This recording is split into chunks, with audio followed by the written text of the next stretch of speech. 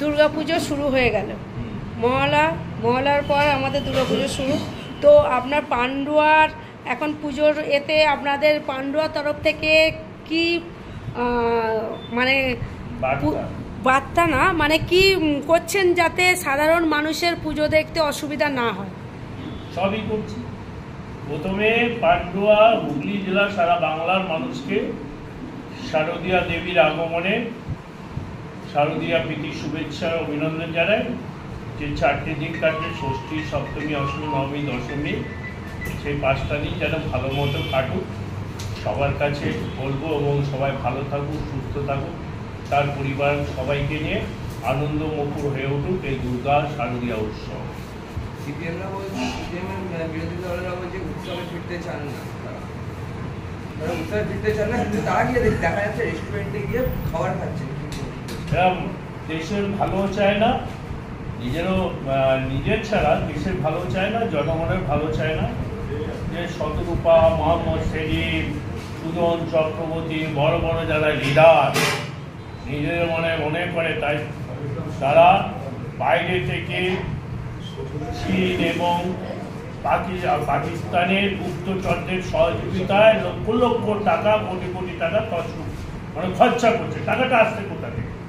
বুদ্ধিজীবী নাম করে মিছিল হচ্ছে, সেখানে সেলিম হাঁটছে, সেখানে সুজন চক্রবর্তী হাঁটছে। আমাদের সরকার আছে বলে, মমতা বন্দ্যোপাধ্যায় এবং অভিষেক বন্দ্যোপাধ্যায়ের মতো নেতা নেত্রী আছে বলে এখন এরা রাজনীতিটা করতে পারছে। বিজেপি শাসিত রাজ্যে গিয়ে দেখুন কত ঘটনা ঘটেছে।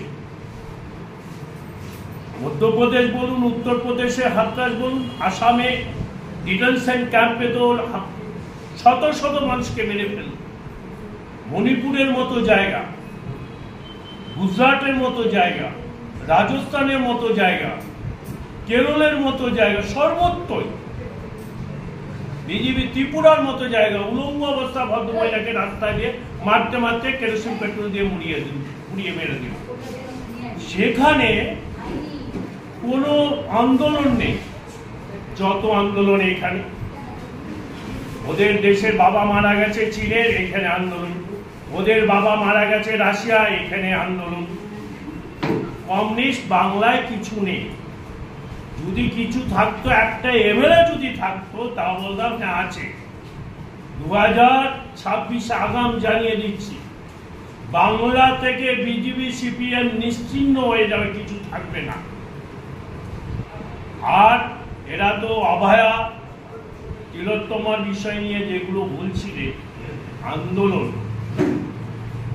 আজকে আমার পান্ডুয়ায় যদি মানুষ যদি যদি সেরকম সহযোগিতা করতে, সিপিএম এর এখানে হাজার হাজার লোক বেরোতো। 20 থেকে 25টার বেশি লোক বেরোয়নি, কিন্তু আমি মিছিল করেছি, সেখানে 40,000 লোকের সমাগম হচ্ছে, 40,000। তা মমতা বন্দ্যোপাধ্যায় উন্নয়নের পথে, মমতা বন্দ্যোপাধ্যায় প্রায় 72টা প্রকল্প করেছে। আর যারা সেলিম বলুন, সুজন বলুন, শতরূপ বলুন, হ্যাঁ, শতরূপের কত কেলেঙ্কারি আছে জানেন? শপিং মলে যাচ্ছে, নারীদের উৎসব হচ্ছে, তিলোত্তমার বিচার চাই, তিলোত্তমার বিচার চাই।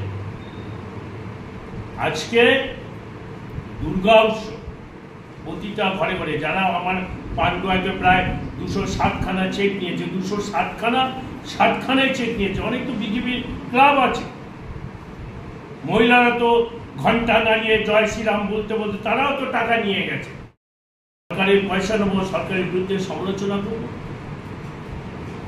মমতা বন্দ্যোপাধ্যায় আছে বলে বাংলার মানুষ শান্তিতে আছে, মমতা বন্দ্যোপাধ্যায় আছে বলে মানুষ দুধে ভাতে খেয়ে বেঁচে আছে।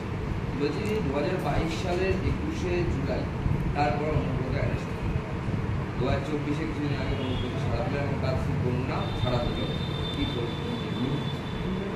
কি আছে? কালকে তো আবেদন অ্যারেস্ট করতে পারে, কিছু নেই। বিজেপির বিরুদ্ধে যে বলবে তাকে বলতে হবে অনুব্রত হচ্ছে পশ্চিমবাংলার, কেন পশ্চিমবাংলার একটা জনমুখী নেতা। ও যা বলে, উনি যা বলেন সামনাসামনি বলে। অনুব্রতকে, বীরভূমকে শেষ করার জন্য ভয় দেখিয়ে গরু পাচার কেলেঙ্কারিকে অ্যারেস্ট করেছে, প্রমাণ করতে পেরেছে। কেঁচো খুললে কেউটে বেরিয়ে আসবে। অনুব্রত আজকে প্রমাণ লোপাট করে দিয়েছে কেন্দ্রীয় সরকার, কারণ রাজনাথ সিং অ্যারেস্ট হয়ে যাবে, অমিত শাহ অ্যারেস্ট হয়ে যাবে, ওর ছেলে জয় শাহ অ্যারেস্ট হয়ে যাবে। বর্ডার সিকিউরিটি, বর্ডারে যে সিকিউরিটি যারা অফিসাররা থাকে কেন্দ্রীয় সরকারের এজেন্সি, তা গরু যত বাংলাদেশ ও বিদেশে পাচার হচ্ছে কেন্দ্রীয় সরকারের আওতায় যাচ্ছে। টাকাটা কোথায় গেছে?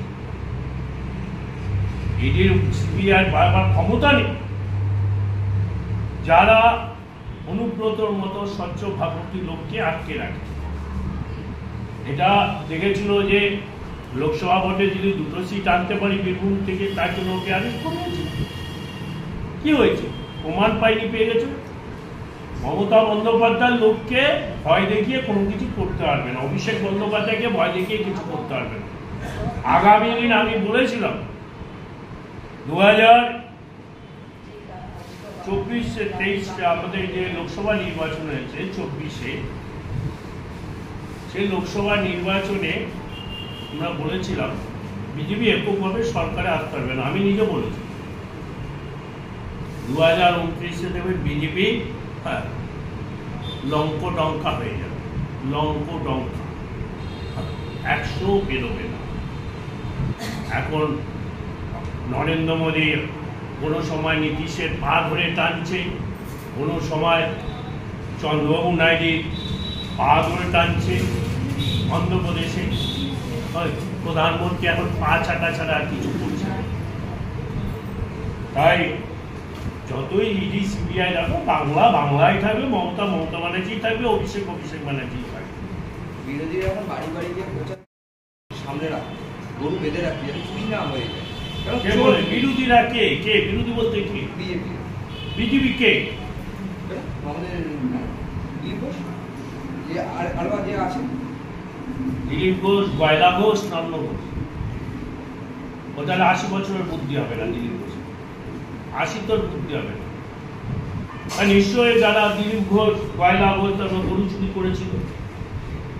শুভেন্দু অজ বজ র ল এখন হয়ে গেছে, অজ বজ র ল শুভেন্দু হয়ে গেছে।